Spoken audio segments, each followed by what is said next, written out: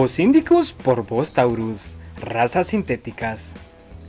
Es considerada una raza sintética el resultado del cruce de Bos indicus por Bos taurus. Cuando se realizan estos cruces, cada raza aporta características al ejemplar resultante, lo que brinda animales más adaptables y con mejores producciones, tanto en leche como en carne. Esto se debe a la heterosis, que es el vigor híbrido.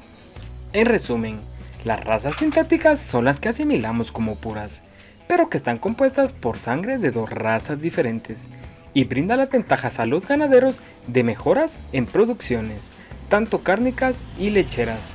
También al mismo tiempo aportan mayor longevidad y fertilidad.